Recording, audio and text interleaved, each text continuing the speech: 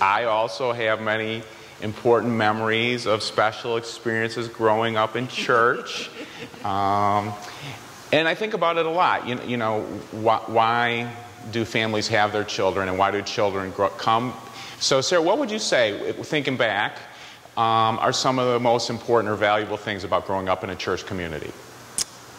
Well, I can think of a lot of things, but I think one of the most important ones is that it's a kind and caring community where we get to share things with each other. Well said. That is a good point.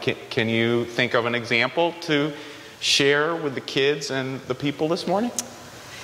Well, so our spiritual theme of the month is harvest. And I'm thinking about all the farmers and gardeners who go out into their fields and they harvest the fruits and vegetables that they've been working so hard all year to grow.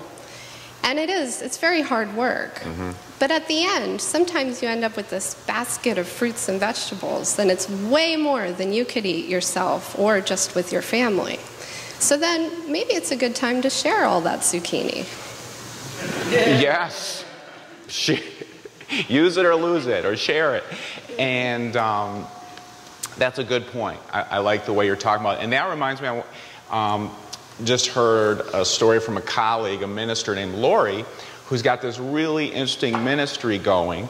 Lori lives in upstate New York. She's got a small house in a very large yard, almost like a small field.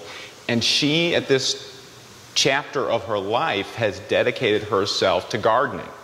Very intensive, working really hard year-round. She loves it.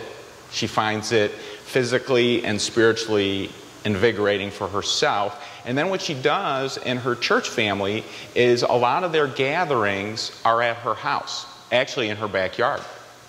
And what she'll do, she just told a story of what happened recently. She went out and got some basil and made pesto. And then she got some squash. And then she had the church meeting in her backyard. And the whole time it was just an hour and a half, she says. Nobody wants to stay more than an hour and a half, she thinks. And they ate pasta with pesto made from the garden and roasted squash from the garden. And they looked at the exact plants that had given the bounty of the food and felt that connection to nature. And she thought it was a really great way for them, to be living out the third principle of Unitarian Universalism, which is spiritual growth for ourselves and others, and the seventh principle, which is respect for the interdependent web of existence of which we're all a part. Wow, that's a really great story about a church community. But I bet that we could go even bigger. And it makes me think of a Bible verse from Deuteronomy. It's always good to think of Bible verses, Sarah, right?